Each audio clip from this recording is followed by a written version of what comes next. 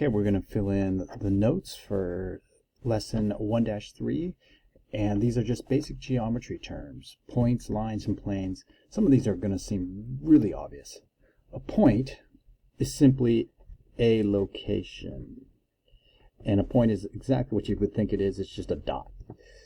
In geometry, you're going to have usually a letter by it: A, B. I'm putting B there, so this would be called point B. It has no thickness. You can't take a ruler and measure its actual length. Sometimes the location, if it's on graph paper, there'd be an X value, comma, Y value, maybe 3 over, -4 up. But that is a point. A line is pretty much what you would think a line is. It is a set of points that extend forever.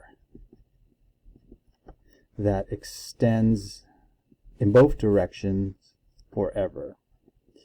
So a line is basically something that goes on forever. You're going to put arrows here. Now if it doesn't go on forever, that will have a different definition that we'll see later.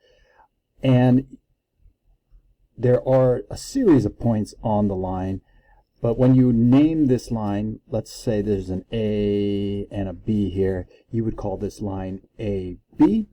And this is the symbol for a line. You put a arrow with a line over it with the two arrows going both directions. This will be different than AB with a line that stops. That is called a segment AB. So when we're talking about a line, we're talking about something that goes on forever, like this picture here, and forever denoted with those two arrows. A plane is basically a flat surface, and it looks like a parallelogram. It looks like just it's hard to draw something like a plane, but it's going to look something like this. And it looks like, oh, that's a four-sided figure, but technically it goes on forever. It goes on forever this way, this way, this way, this way. And usually we'll put a couple of points on it. Here I'll put a X, a Y, and a Z on that plane, and you would literally call this plane XYZ. It could be like this blue post-it note. It just goes on forever. Even though technically it stops, it goes on forever in each direction. Okay, that is a plane. Collinear points and coplanar. So what does this co mean? Because we can see the word line, linear. Collinear points are points on the same line for collinear. Coplanar is things, it could be points, it could be other lines, points on the same plane. So collinear points, I'll just draw a picture of this. This point here, I'll call this M, this point here N, this point here Q. All three of those points are considered collinear points. They're on the same line. And then if it's coplanar, we're dealing with not with a line, we're dealing with a plane here. And again, I'll just put point M, point N, point Q. These would all be on the same plane. And if they were, like here's a physical plane here, point M, N, and Q, they would be considered coplanar. A postulate is a statement that is accepted as true. That is accepted as true. We're not going to try to prove why it's true. You're just going to assume that it is true. All right, so we're going to move on to postulate 1-1, 1-2, 1-3. These are just flat out statements that we accept to be true. Through any two points, there would be a line. You can always draw a line through any 2 points. Now, whether they draw it or not, you can connect those 2 points with a line. When you have two lines that intersect each other, they will hit each other at a point. And in this picture, it would be point C is where the two lines would hit. When you have two planes that intersect, and again, a plane is like this blue post-it note and this yellow post-it note. Now, sometimes they might never hit, but if they should hit, let's see if I can get this here. They would hit and intersect, not at a point, they would intersect at an entire line here where the blue and the yellow hit. So they intersect at a line. And in this picture, it might be hard to tell here. I'm going to use this yellow here, but it would be this yellow line right there is where they intersect each other. And the final one here is through any three non-collinear points, meaning 3 points that are not on the same line, there is a plane.